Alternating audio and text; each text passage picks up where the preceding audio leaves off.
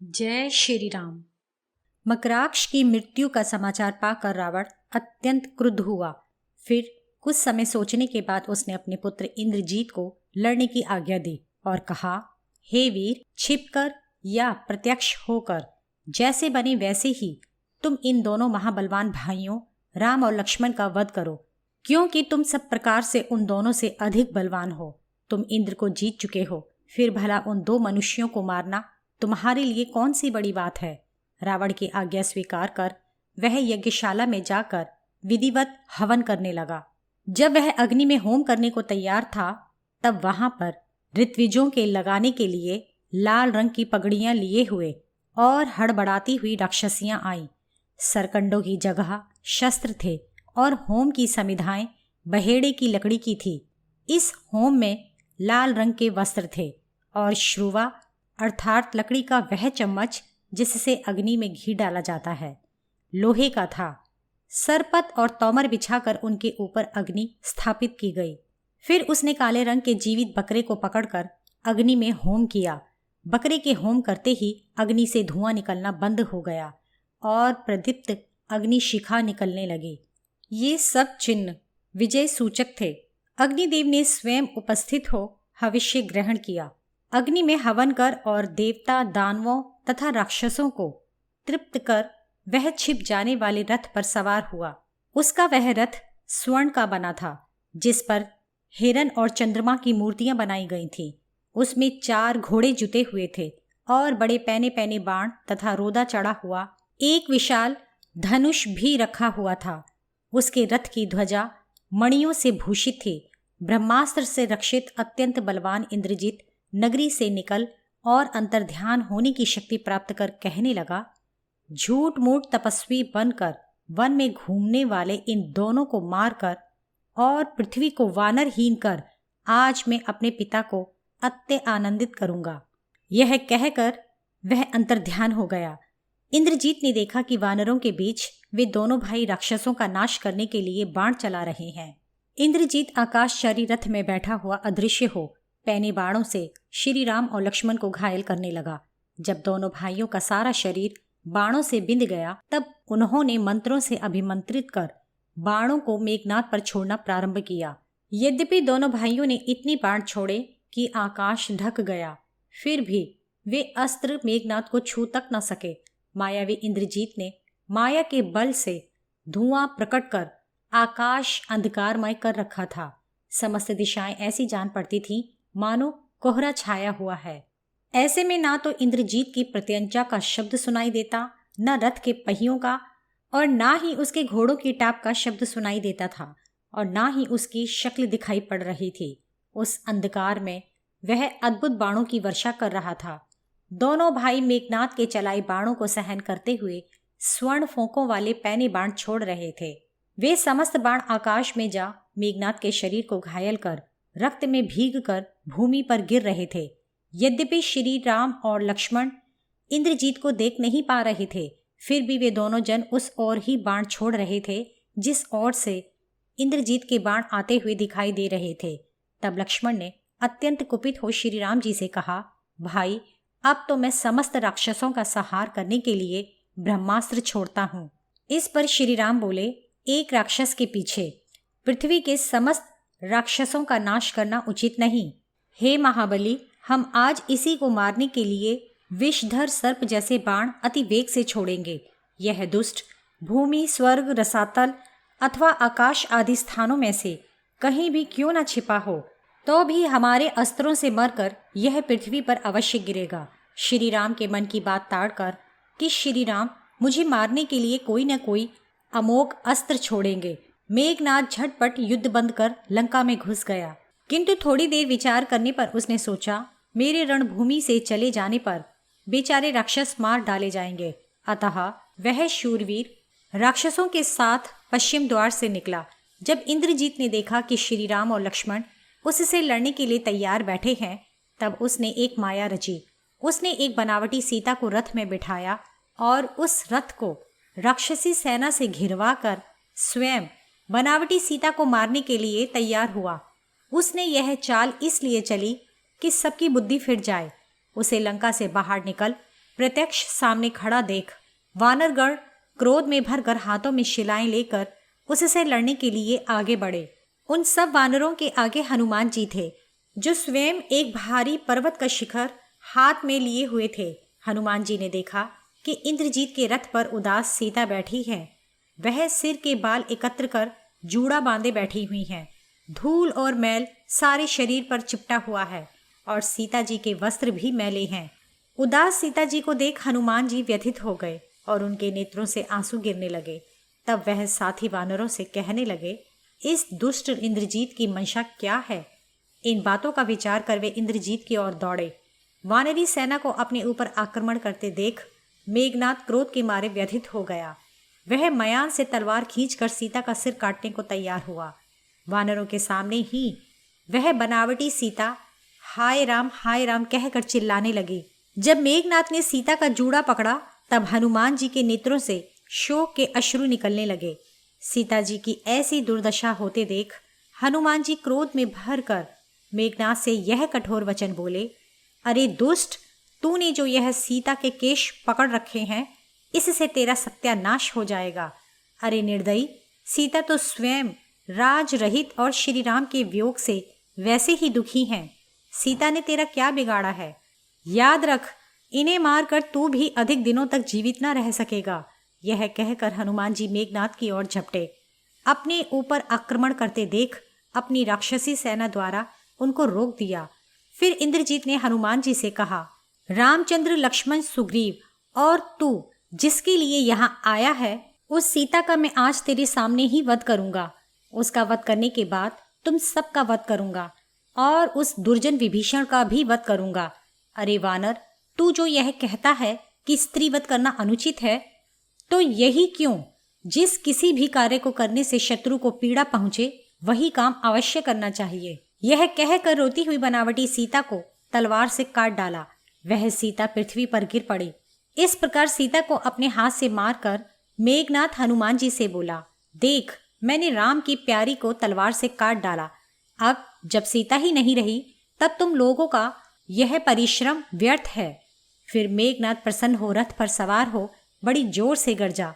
उसको हर्षित देख वानरगण अत्यंत दुखी हो सहसा भाग खड़े हुए। तब हनुमान जी उन वानरों से बोले, हे वानरों, तुम तो शूरवीर हो, फिर युद्ध को छोड़ तुम कहाँ भाग रहे हो? तुम्हारी शूरता कहाँ चली गई? अच्छा, लड़ने के लिए मैं आगे बढ़ता हूँ, तुम सब मेरे पीछे पीछे चले आओ। यह वचन सुन सभी वानर उत्साहित हो हाथों में शिलाओं और पेड़ों को लेकर गरजते हुए महासमर में आगे बढ़े। हनुमान जी ने वानरी सेना के साथ बहुत से राक्षसों को मार गिराया। फिर हनुमान जी ने एक बड़ी भारी शिला इंद्रजीत के रथ के ऊपर फेंकी, किंतु शिला को ऊपर आते देख सारथी के संकेत से घोड़े रथ को खींचकर बहुत दूर ले गए, जिससे वह शिला मेघनाद के ऊपर न गिरकर भूमि पर गिर गई, जिसके नीचे बहुत सारे राक्षस दबकर मर गए। उस समय बड़े बड़े बलवान सैकड़ों वानर इंद्रजीत पर टूट पड़े और मेघनाद की सेना पर शिलाओं और वृक्षों की वर्षा की। मेघनाद ने भी असंख्य बाण वानरी सेना पर छोड़े। दोनों तरफ से भयंकर युद्ध होता रहा। फिर शत्रु सेना को भगाकर हनुमान जी ने वानरों से कहा, चलो अब लौट चले। जिनके लिए हम लड़ रहे थे वह जनक नंदिनी तो मारी ही गई। चलो यह संवाद श्री राम और सुग्रीव को सुनाएं, फिर जैसा वे कहेंगे वैसा किया जाएगा। यह कहकर हनुमान जी ने समस्त वानरों को लौटाया। उधर दुष्ट आत्मा इंद्रजीत होम करने के लिए निकुंबला देवी के मंदिर में पहुंचा। जब उसने विधि पूर्वक अग्नि में हवन किया तब मांस और रुधिर की आहुति पा आग भभक उठी। रक्त की आहुति से तृप्त हुई वह अग्नि संध्याकालीन सूर्य की तरह ढकी हुई सी दिखाई पड़ने लगी। उस और श्री राम जी वानरों और राक्षसों का भारी कोलाहल सुनकर जामवान से बोले, हे जामवान, मैं समझता हूं कि हनुमान ने युद्ध में कोई बड़ा भारी कठिन कार्य किया है, क्योंकि यहाँ तक हथियारों की भयंकर झनकार सुनाई पड़ रही है। अतः तुम भी अपनी सेना सहित शीघ्र जाकर हनुमान जी की सहायता करो। यह सुनकर जामवान बहुत अच्छा कहकर अपनी सेना लिए हुए हनुमान जी की ओर चल दिए, किंतु रास्ते में ही हनुमान जी मिल गए। फिर हनुमान जी रीछों और वानरों की समस्त सेना को लिए हुए तुरंत श्री राम जी के पास गए और दुखी हो उनसे कहने लगे, महाराज, समर भूमि में लड़ते समय हम लोगों की आंखों के सामने रावण के पुत्र इंद्रजीत ने रोती हुई सीता को मार डाला।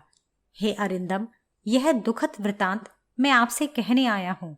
हनुमान जी के मुख से सीता के मारे जाने का संवाद सुन श्री राम जी शोक से मूर्छित हो कटे वृक्ष की भांति भूमि पर गिर पड़े।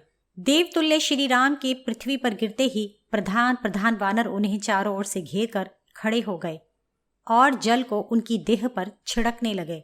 यह देख अत्यंत दुखी हो लक्ष्मण ने श्री राम जी को दोनों भुजाओं से थाम कर गले से लगा लिया और शोक से पीड़ित श्री राम जी से यह वचन बोले, हे भाई, मुझको तो धर्म केवल एक ढकोसला ही जान पड़ता है, क्योंकि आपने इंद्रियों को जीत राज्य के ऐश्वर्य को तिनके की भांति त्याग कर पिता की आज्ञा पालन रूपी धर्म का अनुसरण किया। फिर भी यह धर्म ऐसे ऐसे अनर्थों से आपकी रक्षा न कर सका। मेरी समझ में धर्म कोई चीज ही नहीं है।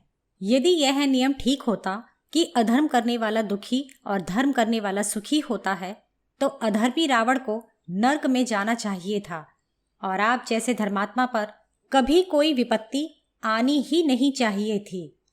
परंतु ऐसा होता नहीं है, क्योंकि जो 16 आने अधर्मी हैं वे धन धान्य से भरे पूरे दिखाई पड़ते हैं और जो धर्म परायण हैं वे कष्ट भोगते हैं।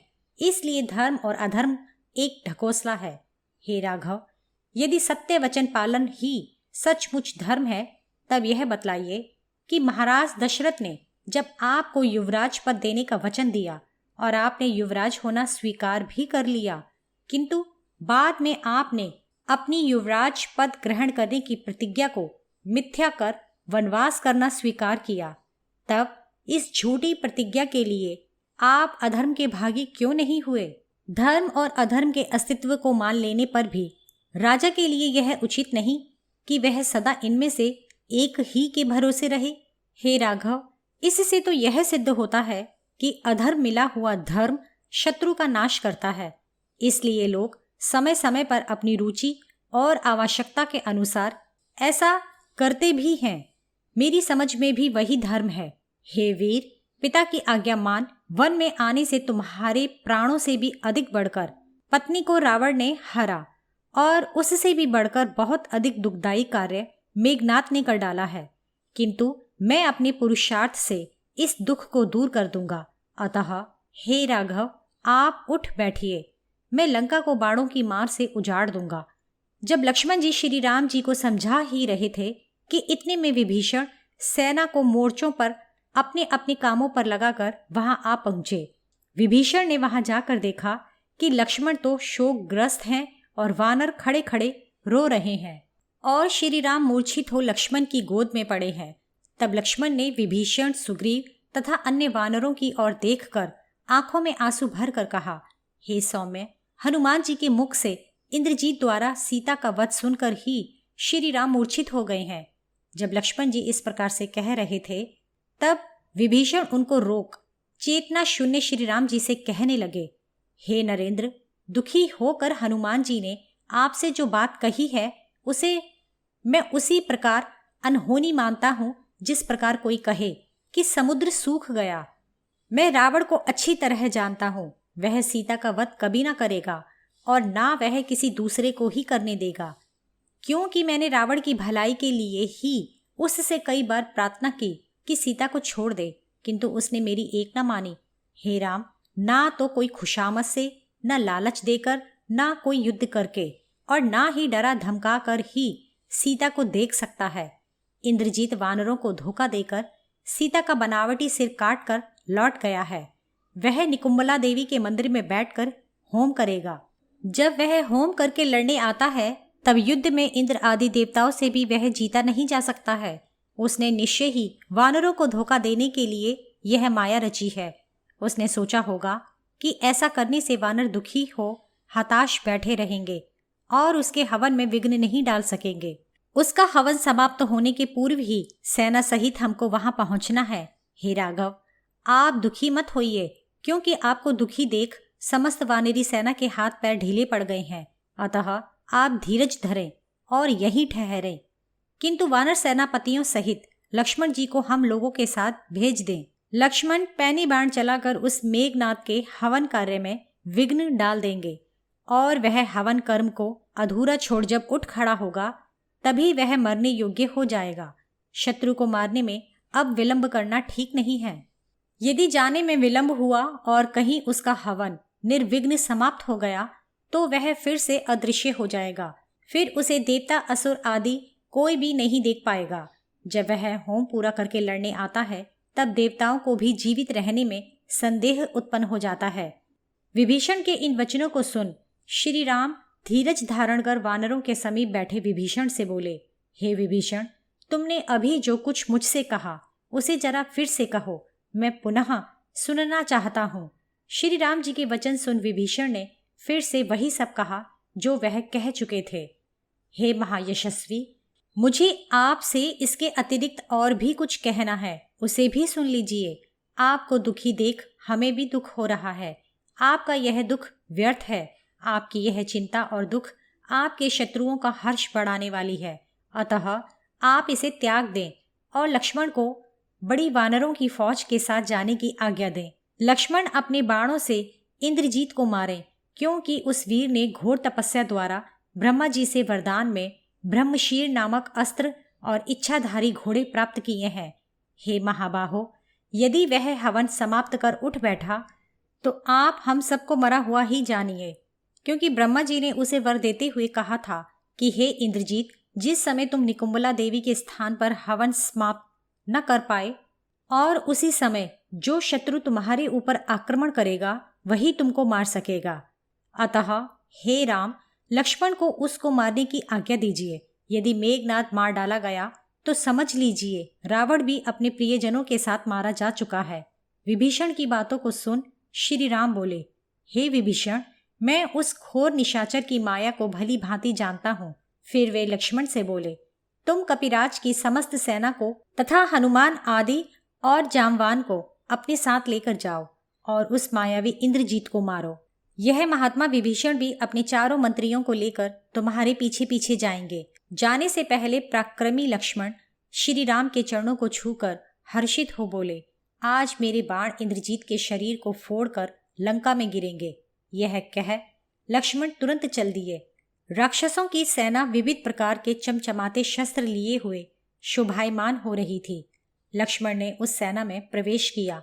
जिस समय लक्ष्मण ने शत्रु सेना में प्रवेश किया उस समय विभीषण ने लक्ष्मण जी से कुछ ऐसी बातें कहीं जो शत्रु पक्ष के लिए अहितकर और अपने पक्ष के लिए हितकर थीं। उन्होंने कहा कि राक्षसी सेना के साथ वानरों को पेड़ आदि लेकर शीघ्र भिड़ जाना चाहिए। हे लक्ष्मण, तुम भी इस सेना को तितर बितर करने का यत्न करो। जब यह सेना तितर बितर हो जाएगी तभी तुमको इंद्रजीत दिखाई देगा। विभीषण के वचन सुन लक्ष्मण ने इंद्रजीत की ओर बाणों की वर्षा करनी आरंभ की। साथ ही पेड़ों, पत्थरों और नखों से लड़ने वाले रीछ और वानरों की सेना ने भी राक्षसी सेना पर धावा बोल दिया। वानरों और राक्षसों के युद्ध का कोलाहल लंकापुरी में चारों ओर व्याप्त हो गया। जब बड़े बड़े शरीरधारी प्रधान प्रधान रीछों और वानरों ने राक्षसों का वध करना आरंभ किया तब राक्षसी सेना भी बहुत डर गई। जब मेघनाद ने वानरों द्वारा अपनी सेना का ध्वस्त होना सुना तब वह उस हवन कर्म को अधूरा ही छोड़कर उठ खड़ा हुआ। क्रोध में भरा इंद्रजीत वृक्षों की झुरमुट से बाहर निकला और पहले से अस्त्रों से सुसज्जित रथ पर सवार हुआ। मेघनाद को रथ पर सवार हुआ देख राक्षसी सेना मेघनाद के रथ के चारों ओर उसकी रक्षा के लिए घेर कर खड़ी हो गई। तब हनुमान जी एक बड़ा भारी पेड़ उखाड़कर उसके प्रहार से राक्षसी सेना को मूर्छित करने लगे। राक्षसी सेना का इस प्रकार नाश करते देख हजारों राक्षस मिलकर हनुमान जी पर आक्रमण करने लगे। दोनों सेनाओं में घमासान युद्ध हो रहा था। जब इंद्रजीत ने देखा कि हनुमान जी राक्षसी सेना का नाश कर रहे हैं तब उसने अपने साथी को आज्ञा दी कि मेरा रथ वहां ले चलो जहां वानर राक्षसों का नाश कर रहे हैं। इंद्रजीत के कहते ही सारथी ने रथ वहां पहुंचा दिया जहां हनुमान जी लड़ रहे थे। फिर इंद्रजीत ने हनुमान जी पर पट्टों, तलवारों, फरसों और बाणों की वर्षा की। हनुमान जी को मारने के लिए इंद्रजीत को धनुष उठाए देखकर लक्ष्मण से विभीषण बोले, हे लक्ष्मण, देखो जिस रावण पुत्र ने इंद्र को परास्त किया है वही रथ में चढ़ा हुआ हनुमान जी को मारना चाहता है। अतः हे लक्ष्मण, अब तुम भयंकर बाणों से इंद्रजीत का वध करो।